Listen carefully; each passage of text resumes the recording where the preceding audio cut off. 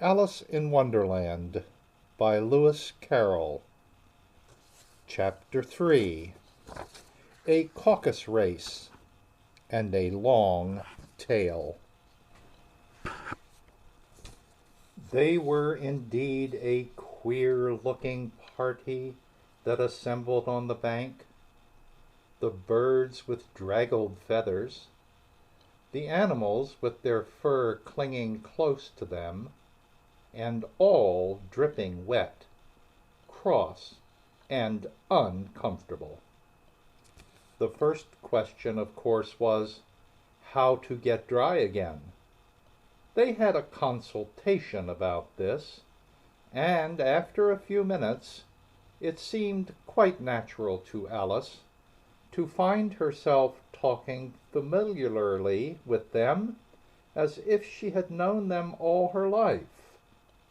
Indeed, she had quite a long argument with the Lory, who at last turned sulky and would only say, "I am older than you and must know better."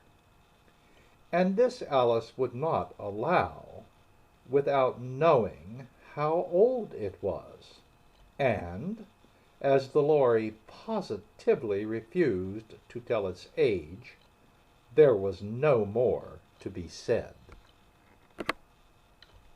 At last the Mouse, who seemed to be a person of authority among them, called out, "Sit down, all of you, and listen to me. I'll soon make you dry enough." They all sat down at once, in a large ring, with the Mouse in the middle. Alice kept her eyes anxiously fixed on it, for she felt sure she would catch a bad cold if she did not get dry very soon. "Ahem," said the Mouse with an important air. "Are you all ready? This is the driest thing I know. Silence all around, if you please." William the Conqueror, whose cause was favored by the Pope, was soon submitted to by the English, who wanted leaders, and had been of late much accustomed to usurpation and conquest. Edwin and Morcar, the Earls of Mercia and Northumbria— "Ugh!" said the Lory with a shiver. "I beg your pardon," said the Mouse, frowning, but very politely. "Did you speak?" "Not I," said the Lory hastily. "I thought you did," said the Mouse. "I proceed. Edwin and Morcar, the Earls of Mercia and Northumbria, declared for him, and even Stigand, the patriotic Archbishop of Canterbury, found it advisable—" "Found what?" said the Duck. "Found it," the Mouse replied rather crossly. "Of course you know what it means." "I know what it means well enough when I find a thing," said the Duck. "It's generally a frog or a worm. The question is, what did the Archbishop find?" The Mouse did not notice this question, but hurriedly went on.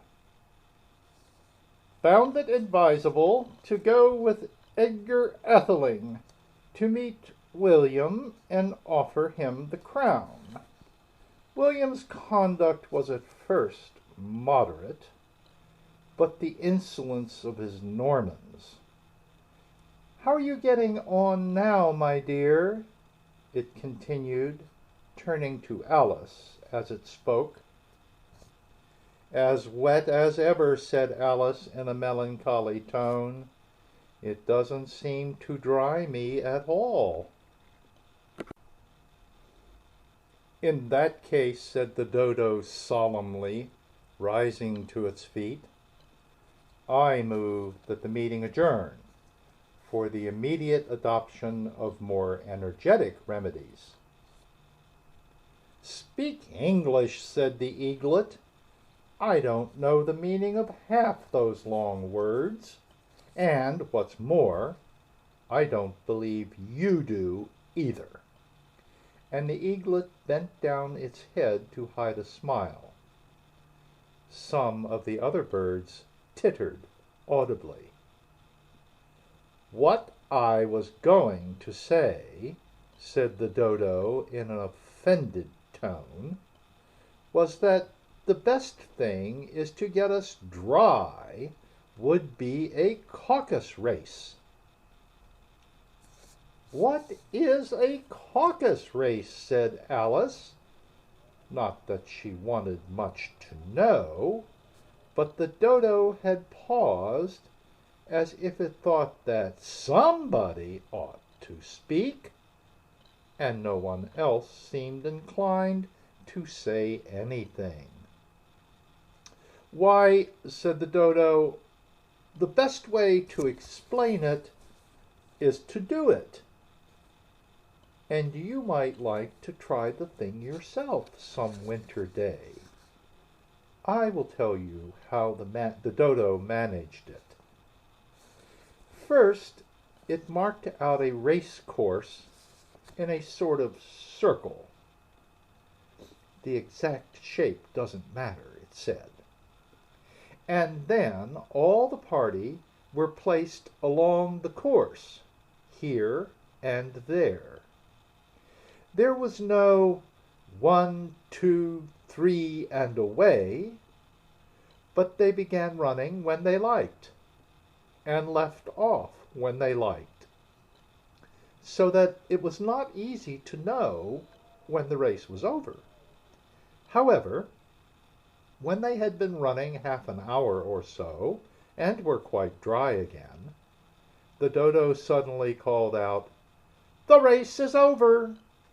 And they all crowded round it, panting and asking, "But who has won?"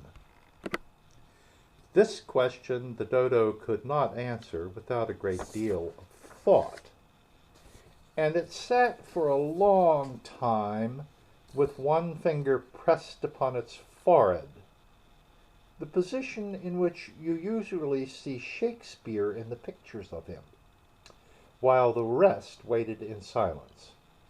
At last the dodo said, "Everybody has won, and all must have prizes." "But who is to give the prizes?" quite a chorus of voices asked.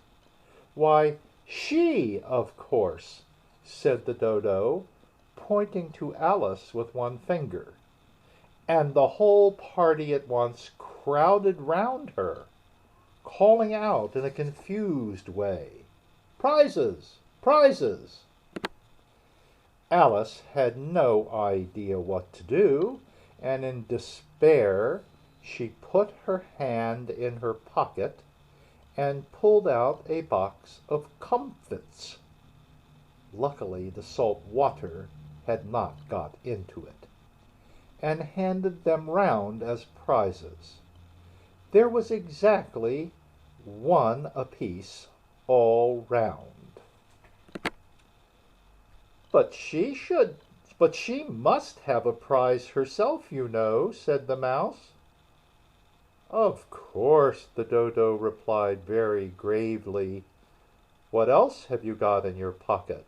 he went on, turning to Alice. "Only a thimble," said Alice sadly. "Hand it over here," said the dodo.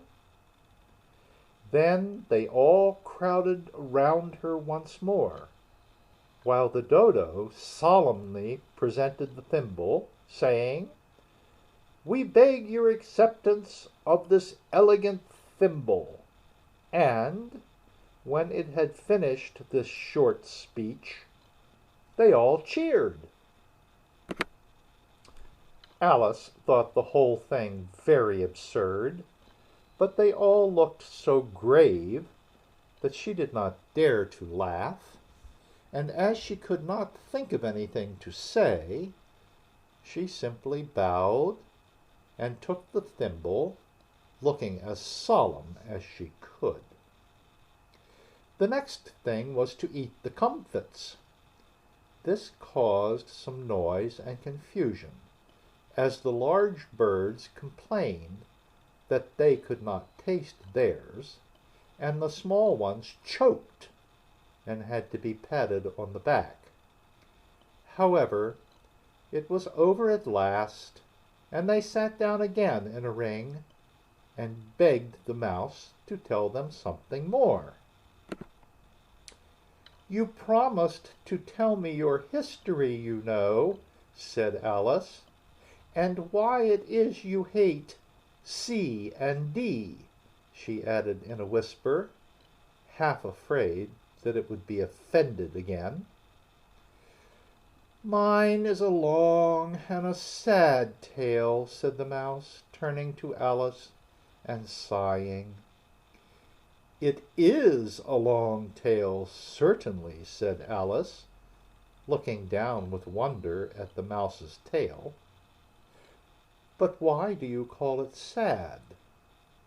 And she kept on puzzling about it while the mouse was speaking, so that her idea of the tale was something like this. Here the words are written on the page 1 to 4 on a line, and the lines are offset so they snake down the page in a wavy fashion. And here's what they say. Fury said to a mouse that he met in the house, "Let us both go to law. I will prosecute you. Come, I'll take no denial. We must have a trial. For really this morning I've nothing to do." Said the mouse to the cur, "Such a trial, dear sir, with no jury or judge, would be wasting our breath."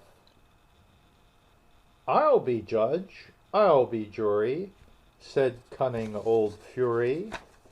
"I'll try the whole cause, and condemn you to death." And there's where the snaky text ends. Continuing. "You are not attending," said the mouse to Alice severely. "What are you thinking of?" "I beg your pardon," said Alice, very humbly.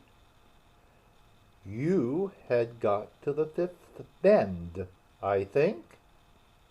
"I had not," cried the mouse, sharply and very angrily. "A knot," said Alice, always ready to make herself useful, and looking anxiously about her. "Oh, do let me help to undo it."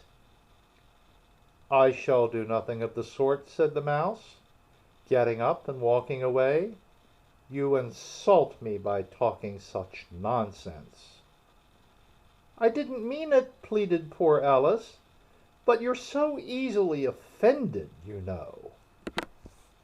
The mouse only growled in reply.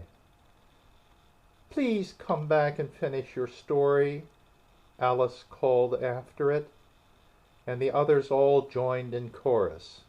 "Yes, please do." But the mouse only shook its head impatiently and walked a little quicker. "What a pity it wouldn't stay," sighed the Lory, as soon as it was quite out of sight, and an old crab took the opportunity of saying to her daughter, "Ah, my dear, let this be a lesson to you never to lose your temper." "Hold your tongue, Ma," said the young crab a little snappishly. "You're enough to try the patience of an oyster." "Oh, I wish I had our Dinah here, I know I do," said Alice aloud, addressing nobody in particular. "She'd soon fetch it back." "And who is Dinah, if I might venture to ask the question?" said the Lory. Alice replied eagerly, for she was always ready to talk about her pet. "Dinah's our cat, and she's such a capital one for catching mice you can't think. And oh, I wish you could see her after the birds. Why, she'll eat a little bird as soon as look at it." This speech caused a remarkable sensation among the party. Some of the birds hurried off at once. One old magpie began wrapping itself up very carefully, remarking, "I really must be getting home.